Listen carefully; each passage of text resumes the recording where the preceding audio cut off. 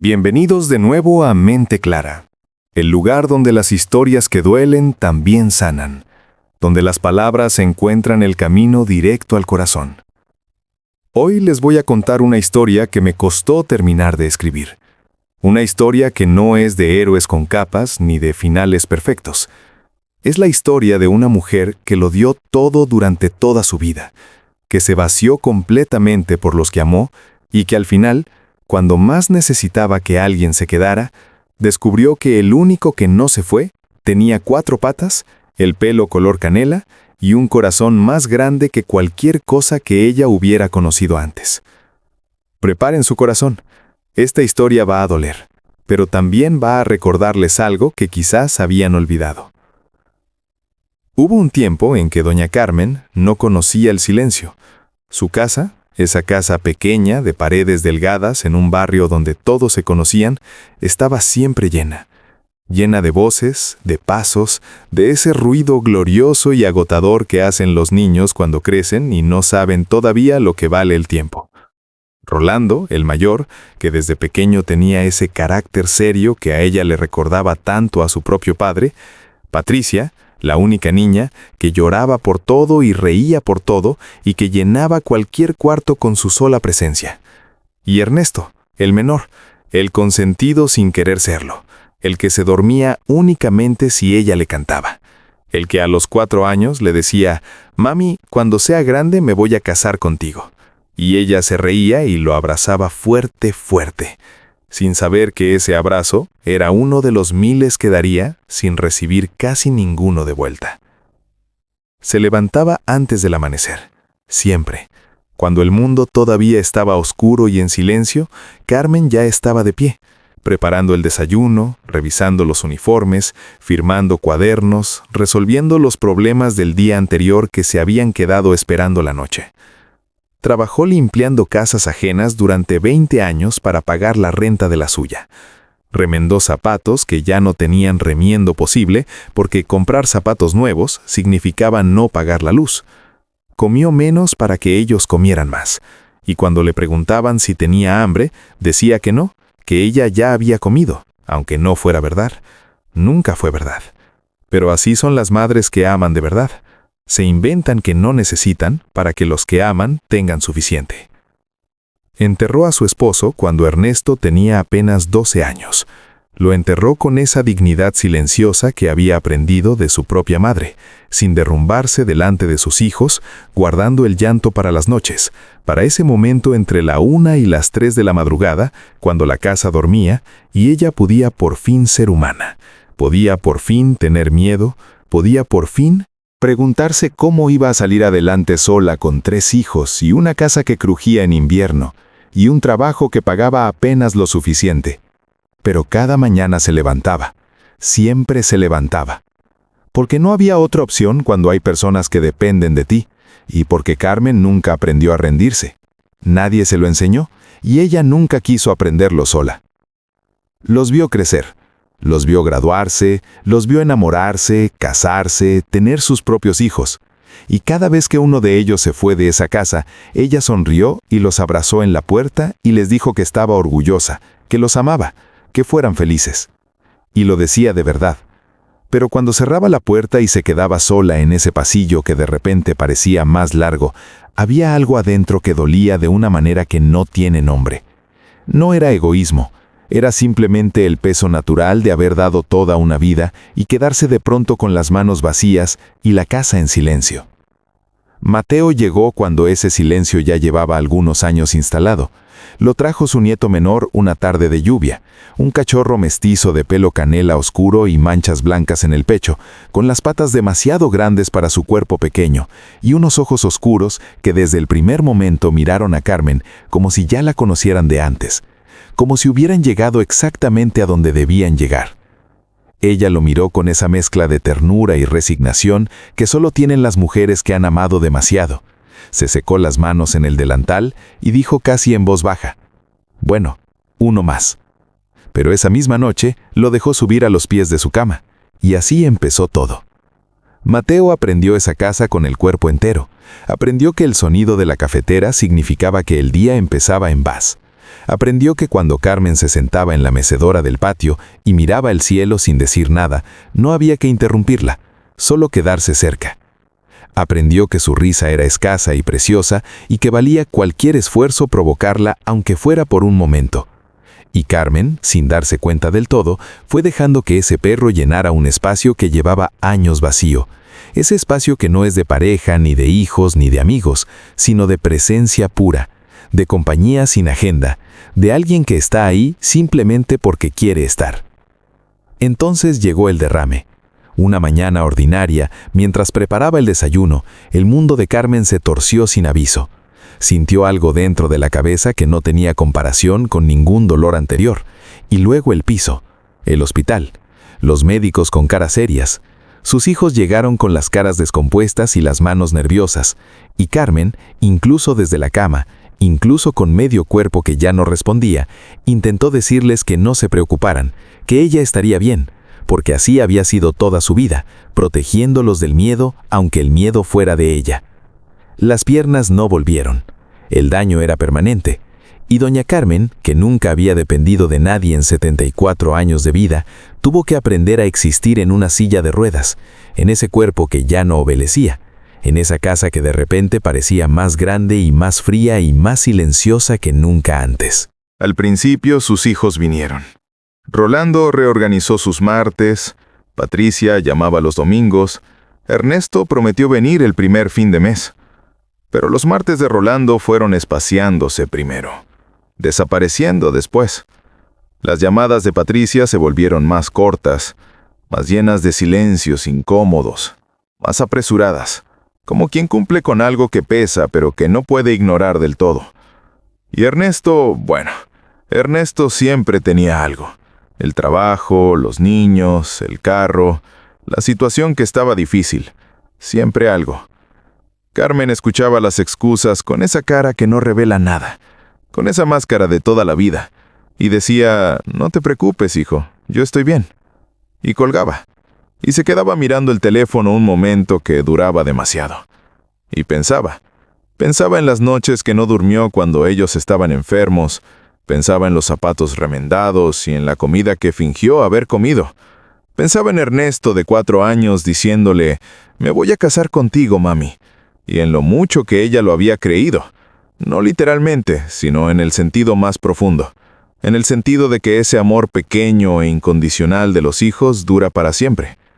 Y se preguntaba, en esas noches largas, ¿dónde se había ido ese amor? Si lo había perdido en algún lugar del camino, si era culpa suya por no haberlo pedido cuando aún podía pedirlo, si así funcionaba la vida, que uno da todo y al final se queda solo de todas formas. Fue en una de esas noches cuando ocurrió algo que ella no olvidaría jamás. Era tarde. El dolor de espalda no la dejaba dormir. La casa estaba en ese silencio pesado que a cierta edad aplasta. Tomó el teléfono y marcó el número de Rolando. Tardó en contestar. Se escuchaba la televisión de fondo, risas, el sonido cálido de una casa con vida adentro. Y Carmen sintió algo extraño en el pecho al escucharlo. Algo que no supo nombrar bien, pero que dolía. «Mamá, ¿estás bien?» Ella quiso decirle la verdad. Quiso decirle que no podía dormir, que tenía miedo, que la casa estaba muy oscura y que necesitaba escuchar una voz conocida durante un rato. Quiso decirle todo eso, pero en cambio dijo, como había dicho toda la vida, «Sí, hijo, no es nada. Duérmete. No te preocupes». Y él, con un alivio en la voz que llegó demasiado rápido, dijo, «Bueno, mamá, descansa. Mañana hablamos». Mañana hablamos. La frase que en boca de los hijos ocupados significa que mañana tampoco habrá tiempo. Carmen dejó el teléfono en su regazo. Las lágrimas no llegaron de inmediato. Llegaron despacio, como llegan cuando ya no hay energía para llorar con fuerza. Ese escurrirse silencioso que es el llanto de la gente que lleva demasiado tiempo siendo fuerte. Y fue en ese momento exacto, cuando Mateo se levantó de su rincón sin que nadie lo llamara, caminó hasta ella, apoyó las 2 patas delanteras en sus piernas que no podían sentirlo, y la miró directamente a los ojos. Solo la miró, sin apartar la vista, sin moverse, como diciendo, estoy aquí, aquí mismo, no me voy a ningún lado. Carmen le puso la mano temblorosa en la cabeza y susurró con la voz completamente rota. «Solo quedamos tú y yo, Mateo. Solo nosotros dos». Y así fue. Los días se reorganizaron alrededor de los dos como planetas alrededor de un sol que nadie más podía ver. Mateo aprendió a recoger del suelo lo que ella no podía alcanzar y depositarlo suavemente en su regazo. Aprendió a empujar con el pecho la silla de ruedas cuando las ruedas se atascaban en el umbral del baño, ese pequeño escalón que para ella era una montaña. Resbalaba, bufaba de esfuerzo, lo intentaba de nuevo.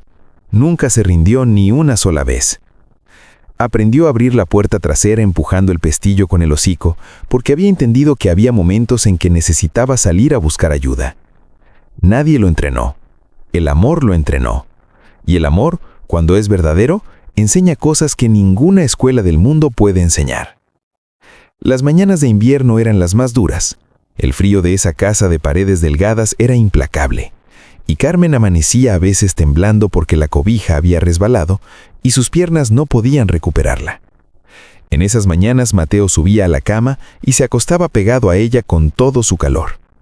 Sus piernas no podían sentirlo, pero Carmen decía siempre, con esa sabiduría tranquila que da haber vivido mucho y perdido bastante: «Su calor me llega al alma, aunque no me llegue al cuerpo, y el alma también tiene frío. El alma también necesita que alguien se arrime». Llegó un martes de octubre en que las hojas empezaban a ponerse amarillas y el viento traía ese olor particular a tiempo que cambia. Carmen intentó alcanzar un frasco del estante más alto de la alacena. Sabía perfectamente que no debía hacerlo, pero tenía ese orgullo callado, esa resistencia de quien no quiere rendirse del todo, de quien necesita creer que todavía puede algo aunque sea una cosa pequeña. La silla se inclinó. Sus manos buscaron algo sólido y no lo encontraron a tiempo. Y cayó. Cayó al piso frío de la cocina con un golpe que resonó en toda la casa. Seco, brutal, definitivo. Y se quedó ahí, en ese piso frío, sin poder moverse, con un dolor que le cortaba la respiración y el teléfono imposiblemente lejos sobre la mesa de la sala. Gritó con toda la voz que le quedaba en el cuerpo. Pero la casa estaba sola como casi siempre, y las paredes guardaron su grito adentro sin dejarlo salir. Intentó arrastrarse, y el dolor se lo impidió. Y entonces lo sintió. Antes de verlo, lo sintió. Los pasos rápidos de Mateo en el piso de madera, su hocico cálido en su mejilla, su lengua en su frente, sus ojos oscuros y abiertos del todo, asustados pero completamente presentes, completamente fijos en ella. «Busca ayuda, Mateo», le dijo con la voz hecha pedazos, sin saber bien si un perro entiende esas palabras o si uno las dice simplemente porque necesita creer que alguien escucha. «Ve, por favor, busca a alguien». Mateo la miró. La miró de esa manera que tienen los seres que aman sin condiciones, con toda el alma concentrada en los ojos, con todo el ser apuntando hacia una sola dirección. Y salió corriendo. Abrió la puerta trasera en segundos, saltó la reja baja del callejón y fue directo a la casa de Doña Esperanza, la vecina de enfrente. Mateo no ladraba casi nunca. Era un perro. Los callados, de los que guardan la voz para cuando de verdad importa, para cuando el mundo depende de ese sonido.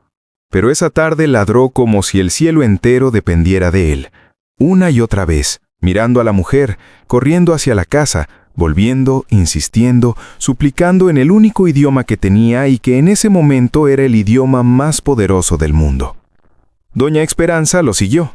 Entró y encontró a Carmen en el suelo, pálida, con los ojos llenos de ese llanto que ya no tiene sonido porque viene de demasiado adentro. 2 costillas fisuradas. Eso dijo el médico en el hospital. Y dijo también, mirando a los hijos, que esta vez sí habían llegado rápido, que si esa mujer hubiera pasado la noche en ese piso, sola, con el frío y el estrés y el dolor, las consecuencias habrían podido ser irreversibles. Los hijos escucharon eso en silencio, y algo en sus caras cambió. Algo que llevaba tiempo necesitando cambiar, finalmente se movió. Mateo la había salvado. No con poderes extraordinarios, no con magia de ningún tipo. Con amor, con ese amor simple y absoluto y sin fisuras que no calcula ni descansa ni busca el momento más conveniente.